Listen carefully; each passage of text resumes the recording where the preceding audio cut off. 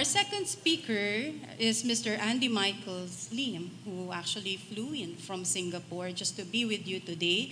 And he will talk about creating and defining jobs in the travel industry and the role of the global distribution systems as an enabler of this evolution.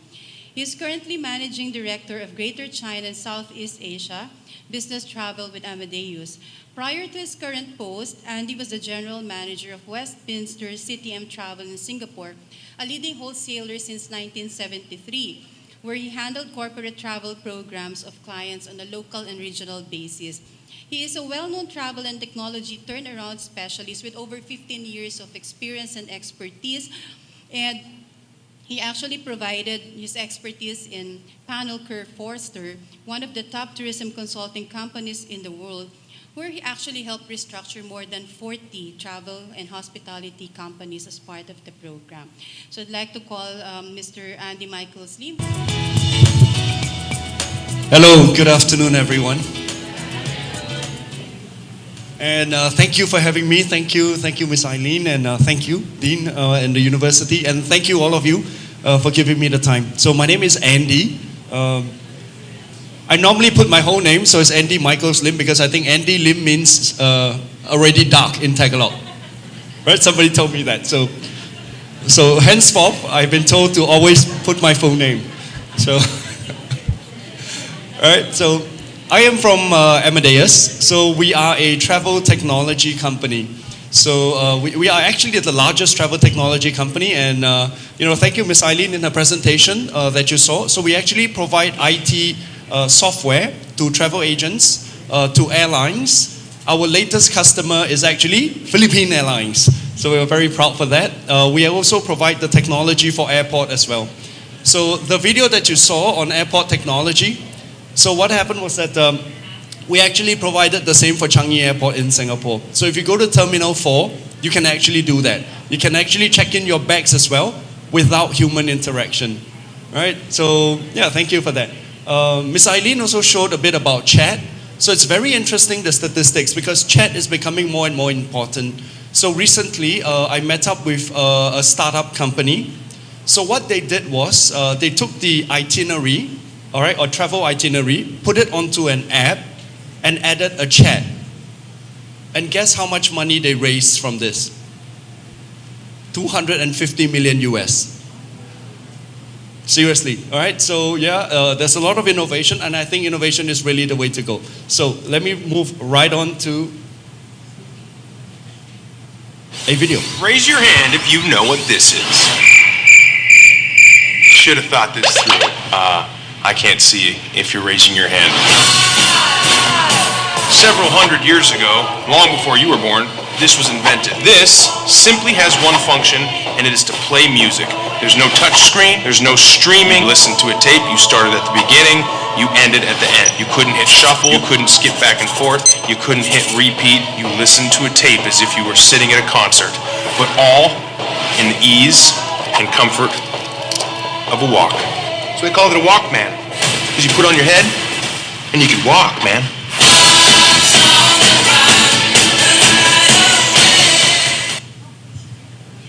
All right, so some of you, especially the students, you may not know the Walkman, but I'm sure you know Star-Lord. That is Star-Lord, exactly. All right, so this was something that people from my generation and before that, this was like the real in thing. This is the must-have, right? We all had our Walkmans, and somehow we could all disappear into our own universe, right? Just because of music. Yeah, and really, I mean, this worked well in the Philippines because all of you can sing. It doesn't work so well in Singapore. we can't sing that well, all right? So yeah, so this was what it was. And Walkman was like everything. And they had like basically 80-90% market share, and everybody who listened to music wanted a Walkman. All right, so, but it's, an industry like this, you should have lasted forever, isn't it? But they did not, all right? And by not moving with the times, by not innovating, they have lost quite a bit, all right? And they lost out on an opportunity to make a lot of money from the music industry.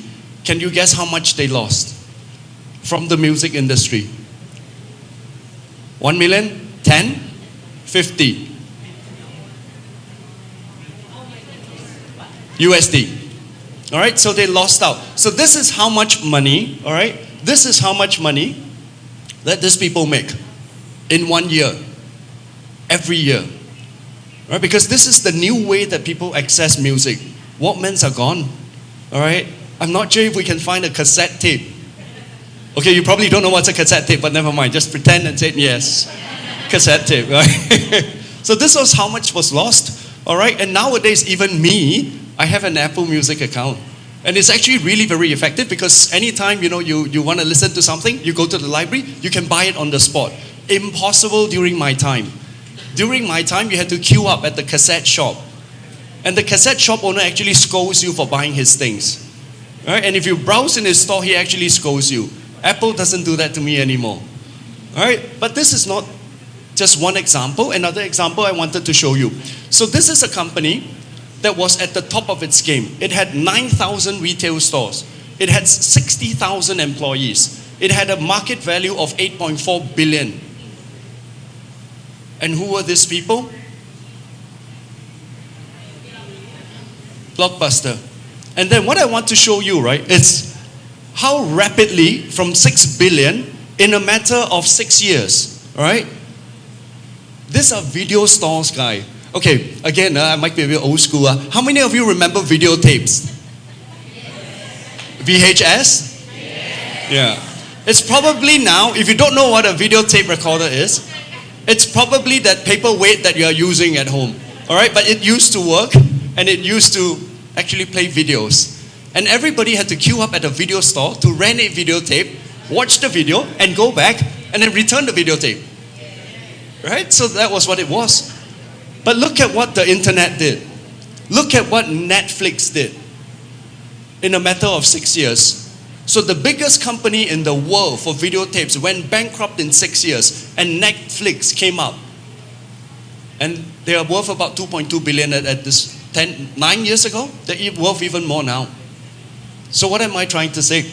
And do you know, right, it's a very interesting fact. Do you know that the founders of Netflix actually went to Blockbuster and tried to sell them the company for 5 million? And Blockbuster said, nah, we don't believe in you. Right? And look at what has happened now. So what is really happening? So what's really happening is that the industry is changing very fast. I'm sure you've heard of the Fortune 500 companies. They're like the top 500 listing of the companies in the world. So these companies, right, used to last a very long time. So if you build a big company, you can last on the average 75 years. That means you remain on top for 75 years. Right now, the life expectancy has fallen to about 18 years. So top companies, right, are being replaced very, very rapidly. There we go. So, what should we do? So when working for a company or looking for a job, all right, or getting yourself into the industry, it is important that you find out, right, what the company does. So there are some basic questions. You need to understand if the company, what it's doing, is it providing ease? Right? Is it making things easier? Netflix makes things easier, isn't it? You don't have to queue up at a video store anymore. Right? Does it navigate complexities?